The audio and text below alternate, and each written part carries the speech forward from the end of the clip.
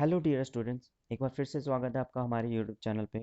मैं सौरभ और आज हम देखने वाले हैं झारखंड के आर्ट्स के विद्यार्थियों के लिए राजनीतिक विज्ञान के ऑब्जेक्टिव क्वेश्चन आंसर। तो चलिए आज का वीडियो शुरू करते हैं।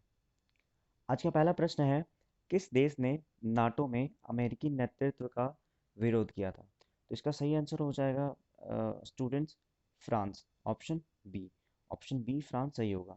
अच्छा, आप कमेंट बॉक्स में मुझे बताइए कि नाटो जो है, नाटो की स्थापना जो है वो कब हुई थी? नाटो की स्थापना कब हुई थी? कमेंट बॉक्स में ज़रूर बताएं। बढ़ते हैं अगले प्रश्न की ओर। अगला प्रश्न हमारा है, वॉल्शविक क्रांति कहाँ हुई थी? वॉल्शविक क्रांति जो है वो रूस में हुई थी। तो ऑप्शन नंबर सी आपका सही हो जाएगा, रूस में हुई थी। अच्छा, आपको नोट्स बना लेना है तो कुछ इस प्रकार से बनाओगे तो आपके लिए बहुत अच्छा होगा, आपको याद करने में आसानी होगी। आपको इस प्रकार से बनाना है नोट्स कि वॉल्शविक क्रांति रूस में हुई थी। इससे फ़ायदा क्या होगा बच्चों आप लोगों को, कि आपको बाकी ऑब्जेक्टिव के जो ऑप्शंस हैं उस पर ध्यान नहीं जाएगा, आपका सिर्फ फोकस रहेगा आंसर पे। आंसर यानी कि रूस पे। तो ऐसे में आपको क्या होगा कि याद करने में आपको बहुत ही आसानी होगी और कोई समस्या नहीं होगा इससे। तो चलिए बढ़ते हैं अगले प्रश्न की ओर। अगला प्रश्न हमारा कि सोवियत संघ के अंतिम राष्ट्रपति कौन थे? तो इसके अंतिम राष्ट्रपति थे मिखाइल गोर्बाचेव। तो ऑप्शन नंबर बी आपका सही हो जाएगा, मिखाइल गोर्बाचेव। अगला प्रश्न है हमारा, खुले द्वार की नीति को किसने अपनाया?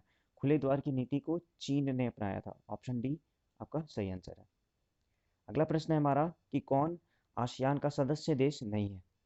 तो आपको यहाँ पे ये ध्यान रखना है कि आसियान एक संगठन है जिसमें कुल 11 देश शामिल है। तो आपको उस 11 देशों के नाम याद रख लेने हैं और उसमें कौन कौन देश शामिल नहीं है तो आपको खुद ब खुद पता हो जाएगा।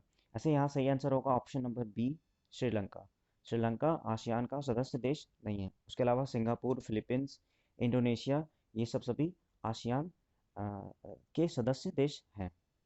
अगला प्रश्न है हमारा कि एशिया का वह कौन सा देश है जो अकेली G8 का सदस्य है? तो इसका सही आंसर हो जाएगा आपका option number C, Japan. Japan G8 का एकमात्र एशिया कॉन्टिनेंट का सदस्य देश है। बढ़ते हैं अगले प्रश्न की ओर। अगला प्रश्न है हमारा, संयुक्त राष्ट्र संघ यानी कि UNO की स्थापना कब हुई? तो इसका आंसर हो जाएगा सही, ऑप्शन नंबर सी, 24 अक्टूबर 1945। 24 अक्टूबर 1945 को संयुक्त राष्ट्रीय संघ की स्थापना की गई थी। हमारा अगला प्रश्न है, भारत ने शांति सेना श्रीलंका कब भेजी थी? देखिए, आपको सबको पता होगा कि श्रीलंका में जो है वो जातीय विवाद बड़ी समस्या रही है और इसको सुलझाने के लिए भारत ने शांति दूत भेजा था 1987 में। 1987 में, ताकि तमिल और सहेली के बीच जो है वो बहस जो हो रही थी, जो विवाद हो रहा था वो सुलझा जा सके। खैर, इसका आंसर सही हो जाएगा, भारत ने शांति दूत सेना 1987 में श्रीलंका भेजा था। हमारा अगला प्रश्न है, शेख मुजीबुर रहमान किस देश के प्रधानमंत्री थे? तो इसका सही आंसर हो जाएगा बांग्लादेश। शेख मुजीबुर रहमान बांग्लादेश के प्रधानमंत्री थे। हमारा अगला प्रश्न है, सार्क का प्रथम शिखर सम्मेलन कहाँ हुआ था? सार्क का प्रथम शिखर सम्मेलन ढाका में हुआ था। ऑप्शन नंबर बी आपका सही हो जाएगा। बढ़ते हैं अगले प्रश्न की ओर। अगला प्रश्न हमारा है, एमनेस्टी इंटरनेशनल का संबंध किससे है? तो एमनेस्टी इंटरनेशनल का संबंध मानवाधिकार से है। तो ऑप्शन सी आपका सही हो जाएगा, मानवाधिकार। मानवाधिकार से इसका संबंध है। अगला प्रश्न है हमारा 12वां नंबर कि सुरक्षा परिषद में कितने अस्थायी सदस्य हैं? तो इसे आप थोड़ा सा ध्यान कर लें कि सुरक्षा परिषद जो है उसमें 10 अस्थायी सदस्य हैं। तो यहाँ ऑप्शन नंबर सी आपका सही हो जाएगा। आपको ये बात भी ध्यान रखना है कि यहाँ पे 5 जो है देश हैं वो अस्थायी हैं। 5 देश अस्थायी हैं, बाकी 10 अस्थायी सदस्य हैं। 5 देश कौन कौन अस्थायी है ये भी आप ध्यान में रखिएगा। उसमें से है आपका चीन, फ्रांस, रूस, ब्रिटेन मतलब इंग्लैंड और अमेरिका। ये 5 देश जो हैं वो यहाँ के अस्थायी सदस्य हैं, बाकी 10 जो हैं वो अस्थायी है। तो इसका सही आंसर क्या हो जाएगा? सुरक्षा परिषद में कुल 10 अस्थायी सदस्य हैं। बढ़ते हैं अगले प्रश्न की ओर। अगला प्रश्न है हमारा, भारत का संविधान कब स्वीकृत किया गया था? तो भारत का संविधान जो है वो 1949 में यानी कि 26 नवंबर 1949 में ये स्वीकृत किया गया था। हाँ, इसे लागू जो है 1900 मतलब 1950 26 जनवरी 1950 को किया गया था, लेकिन ये जो इसे स्वीकृति कब मिली थी? 1949 में। तो 1949 ये आपका सही हो जाएगा आंसर। अगला क्वेश्चन है हमारा, किस भाषा के आधार पर 1953 में आंध्र प्रदेश का गठन किया गया था? तो इसे तेलुगु भाषा के आधार पे आंध्र प्रदेश का गठन किया गया था 1953 में। अगला प्रश्न है हमारा कि निम्नलिखित में से किसने 1951 में भारतीय जनसंघ पार्टी की स्थापना की थी? तो भारतीय जनसंघ पार्टी की स्थापना जो है श्याम प्रसाद मुखर्जी ने किया था। ऑप्शन सी सही हो जाएगा आपका। बढ़ते हैं अगले प्रश्न की ओर। अगला प्रश्न हमारा है, किस पंचवर्षीय योजना में गरीबी हटाओ को प्राथमिकता दी गई थी? तो गरीबी हटाओ की प्राथमिकता जो है वो पांचवी पंचवर्षीय योजना, जो कि 1974 से 1979 तक चला था, इसमें दिया गया था। और आपको एक बात ये भी ध्यान होगा कि उसी के मतलब पांचवी पंचवर्षीय योजना के कुछ समय पहले ही अ, इंदिरा गांधी ने 1971 में गरीबी हटाओ का नारा दिया था, और वो उस चुनाव में विजय भी प्राप्त करी थी। बढ़ते हैं अगले प्रश्न की ओर।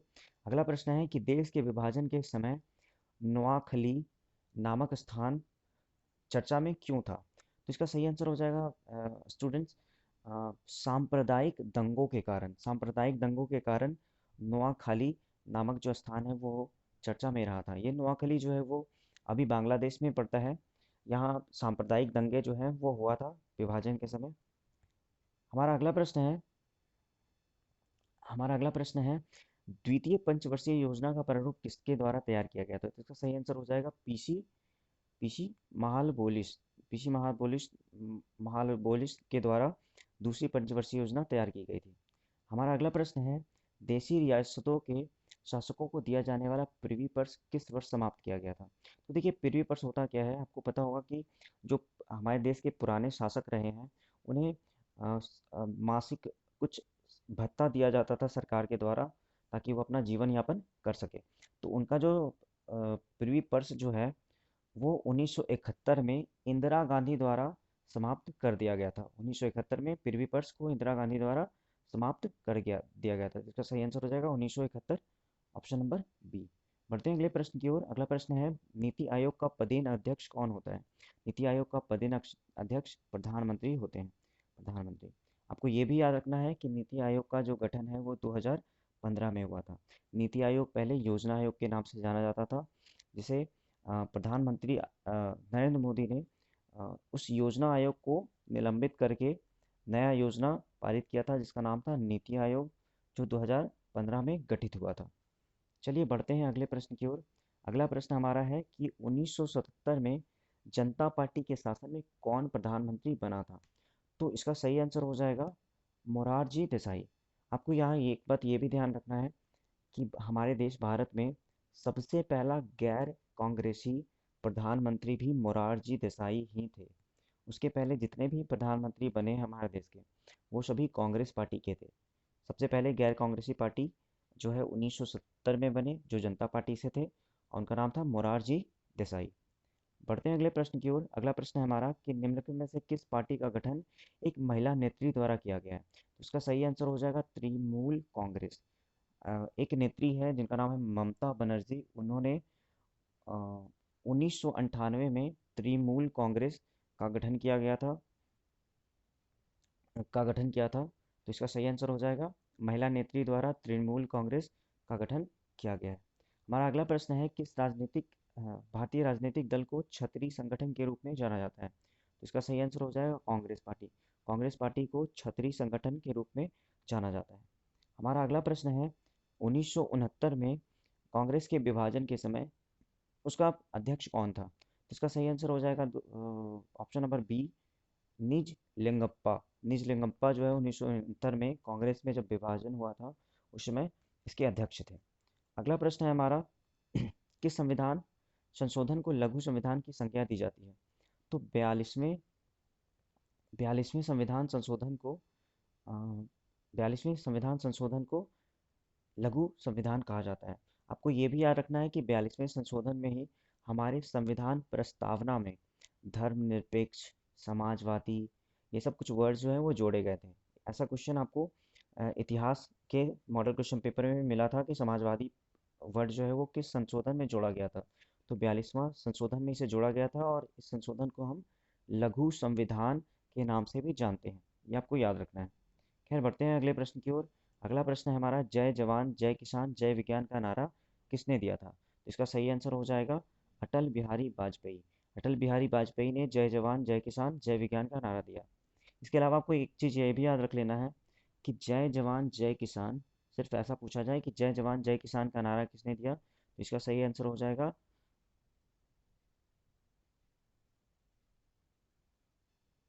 इसका सही आंसर हो जाएगा दोस्तों,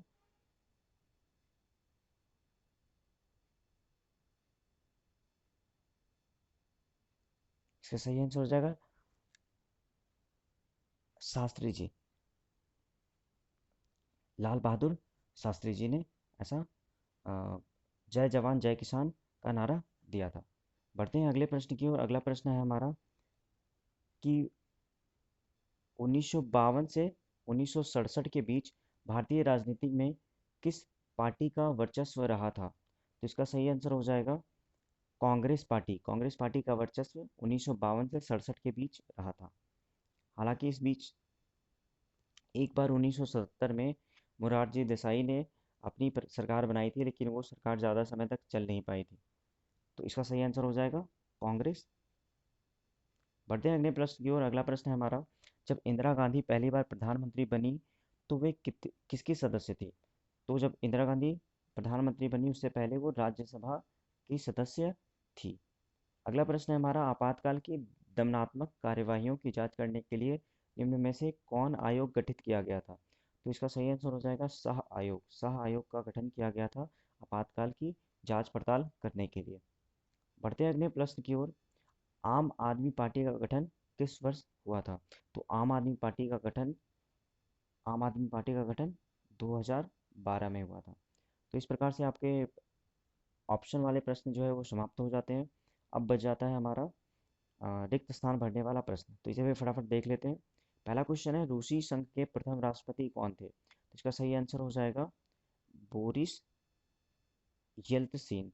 बोरिस येल्तसिन रूसी संघ के पहले राष्ट्रपति थे। अगला प्रश्न है हमारा कि विश्व राजनीति में संयुक्त राज्य अमेरिका के वर्चस्व से विश्व राजनीति का स्वरूप खालिस्तान हो गया था। इसका सही आंसर हो जाएगा एक ध्रुवीय हो गया था। एक ध्रुवीय हो गया था जब पूरे विश्व में एकमात्र संयुक्त राष्ट्र राज्य अमेरिका का वर्चस्व था। अगला प्रश्न है हमारा कि यूरोप 1957 में यूरोपीय अ, खालिस्तान समुदाय की स्थापना हुई। तो यूरोपीय आर्थिक समुदाय की स्थापना हुई थी। तो आर्थिक यहाँ सही हो जाएगा। अगला प्रश्न है हमारा कि विश्व व्यापार संगठन का कार्यालय खालिस्तान में है। विश्व व्यापार संगठन, जिसे शॉर्ट में हम लोग बोलते हैं WTO, वर्ल्ड ट्रेड ऑर्गेनाइजेशन, जिसका मुख्यालय हेडक्वार्टर जो है वो जिनेवा में स्थित है। जिनेवा सही हो जाएगा। अगला प्रश्न है, संयुक्त राष्ट्र संघ की सुरक्षा परिषद में अस्थायी सदस्यों की संख्या कितनी है? देखिए, ये प्रश्न दोबारा रिपीट कर रहा है। अभी हम वहाँ पे ऑप्शन वाले क्वेश्चन में भी ये क्वेश्चन देख चुके हैं। तो इसका सही आंसर हो जाएगा 10। 10 अस्थायी सदस्यों की संख्या होती है, और 5 संख्या होती है अस्थायी की। अस्थायी सदस्यों की संख्या 5 होती है और अस्थायी सदस्यों की संख्या 10 होती है। तो 10 आंसर हो जाएगा। अगला प्रश्न है हमारा कि प्रधानमंत्री खालिस्तान ने भारत की नई आर्थिक नीति का निर्धारण 1991 में किया। तो इसका सही आंसर हो जाएगा नरसिम्हा राव ने 1991 में नई आर्थिक नीति निर्धारित की थी। अगला क्वेश्चन है हमारा, लिट्टे खालिस्तान का एक उग्रवादी संगठन है। तो लिट्टे श्रीलंका का एक उग्रवादी संगठन है जो एक तमिल द्वारा संगठित किया गया था। तो इसका सही आंसर हो जाएगा श्रीलंका। अगला प्रश्न है हमारा कि सार्क खालिस्तान में अस्तित्व में आया था। तो ये 1985 में अस्तित्व में आया था।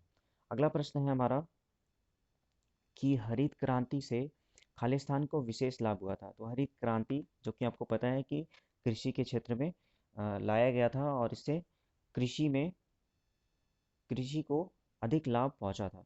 ठीक है, तो इसका आंसर हो जाएगा कृषि। अगला प्रश्न है हमारा, 1987 में खालिस्तान के राष्ट्रपति जयवर्धने ने भारत से शांति संधि पर हस्ताक्षर किए। वो राष्ट्रपति जो है जयवर्धने, वो श्रीलंका के राष्ट्रपति थे। श्रीलंका आपका सही हो जाएगा। तो इस प्रकार से आपके 40 नंबर जो है 40 क्वेश्चन जो है वो इस प्रकार से कंप्लीट हो गया। अब इसके बाद देखिए, इस सेट में बहुत सारे सब्जेक्टिव क्वेश्चन भी हैं। मैं इन सारे सब्जेक्टिव क्वेश्चन के भी आंसर आप लोगों के लिए अवेलेबल करवाऊंगा, लेकिन उससे पहले आप चैनल को सब्सक्राइब कर लें।